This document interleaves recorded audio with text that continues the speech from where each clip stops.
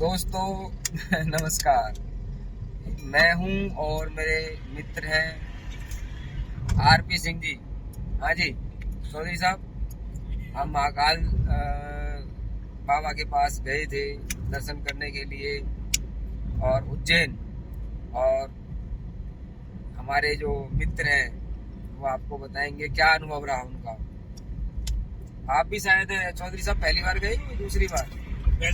पहली बार ही चौधरी साहब गए हैं हमारे। केदारनाथ गया था, बद्रीनाथ गया था, वैष्णो देवी वगैरह सब हम घूमे हैं। हाँ, इधर देखिए चौधरी साहब, इधर देख के बताइए आप मेरे दर्शकों को आपका क्या एक्सपीरियंस रहा। आप अपने हाथ में फोन ले लीजिए क्योंकि मैं ड्राइविंग कर रहा हूँ तो रिस्की रहता है ड्राइविंग करते हुए।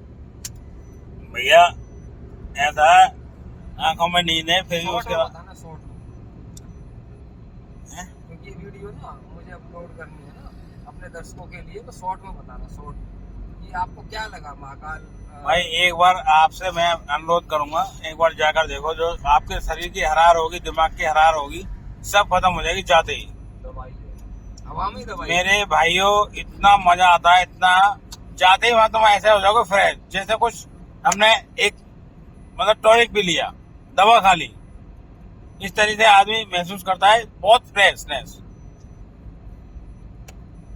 एक बार आप जाइए वहाँ और देखिए। दोस्तों हमारे जो मित्र हैं चौधरी साहब, इन्होंने अपना एक्सपीरियंस बता दिया है, लेकिन मैं अपना एक्सपीरियंस बता दूं आपको।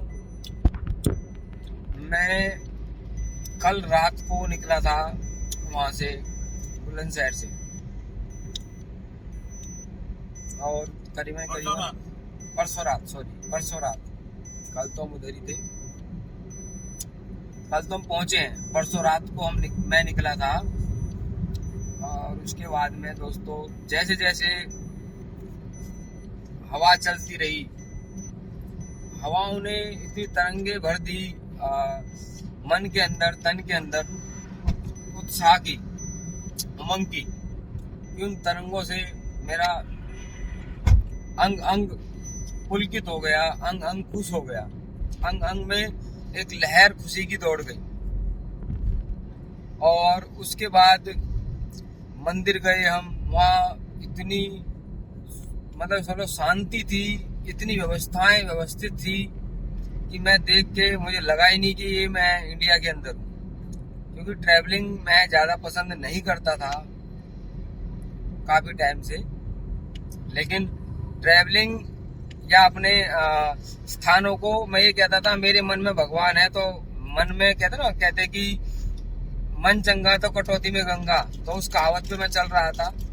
तो लेकिन मुझे ये एहसास हुआ कि शक्तियाँ अपनी अपनी जगह, जहाँ उनकी ज्यादा मतलब भगवान तो हर जगह है, लेकिन जिस जगह आप जाओगे, जिस स्थान पे उनके कोई अंश होगा, उनकी कोई यादें होंगी, है ना, शेष होगा, उस जगह का असर ही कुछ होगा। क्योंकि आस्थाओं से ही सारी चीजें चलती हैं।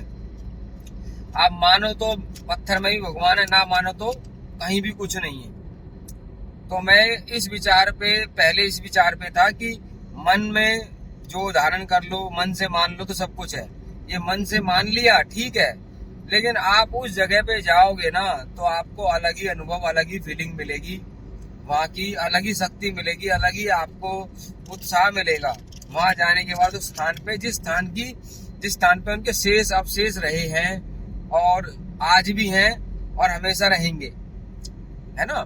जिस तरीके से कहते कि बद्रीनाथ, केदारनाथ, है ना, ये सब जगह हैं, जैसे खाटू श्याम, हमारे जितने भी धार्मिक स्थल हैं, सब जगह अपनी अपनी शक्तियाँ, हाँ, शक्तियाँ बढ़ जाती है वहाँ पे। जैसे आप मान लो किसी दरोगा को समझ लो, हमारे देवी देवता 33 प्रकार के देवी देवता, 33 करोड़ देवी देवता नहीं है, पहली बात तो ये।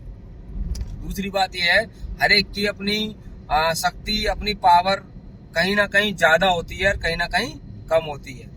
तो शक्ति और उस पावर को अगर आपको देखना है तो उस एरिया में जाओ, जिस एरिया में वो जो पूजा हो रही है उनकी, चाहे बालाजी चले जाओ, चाहे सालासर चले जाओ, चाहे आप खाटू श्याम चले जाओ, कहीं भी चले जाओ, आपके अंदर जब पता लगेगा आपको, जब आप उस एरिया में एंटर करोगे और सच्चे मन से, सच्चे भाव से, इसके लिए सच्चा मन और भाव होना बहुत जरूरी है। अगर आप ये कहो कि आज मैं सिर्फ चेक करने के लिए जा रहा हूँ, नहीं जी, श्रद्धा के साथ जाना पड़ेगा आपको, तो आपको पता लगेगा कि वहाँ क्या शक्ति है, और आपके वहाँ उस क्षेत्र में जहाँ आप रह रहे हो वहाँ क्या शक्ति है। क्योंकि हर चीज, जैसे मंत्री की पावर है, प्रधानमंत्री की पावर है, प्राइम मिनिस्टर की पावर है, ऐसे हमारे सारे देवी देवताओं की पावर है और अपने अपने स्थानों पे बहुत ही ज्यादा है।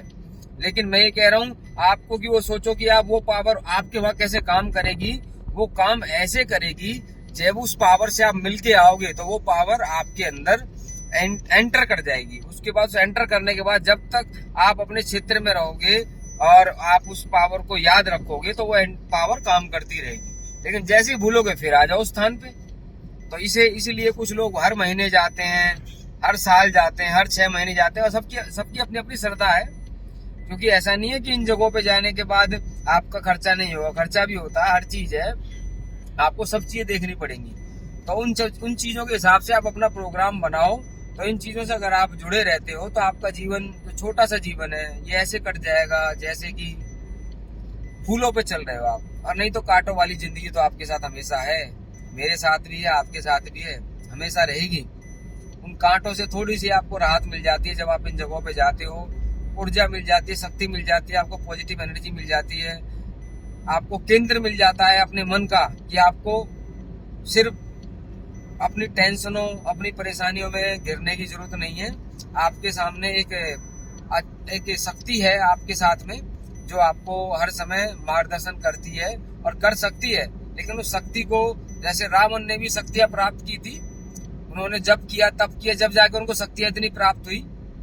तो ऐसे इंसान को अपने जीवन के अंदर शक्तियां प्राप्त करनी पड़ती हैं, तब करना पड़ता है, जब करना पड़ता है, कर्म करना पड़ता है, कांड करना पड़ता है। कांड इन द सेंस कर्म से ही जोड़ा गया है। कांड मतलब कि कोई ऐसी मतलब पूजा, ऐसा कोई कर्म जिससे आपके मन में कोई आपके मन के अंदर कोई इच्छा है, उसको पूरा करने के लिए आप कोई भी काम करते हो तो उसको कांड बोलते हैं, कर्म कांड, राइट।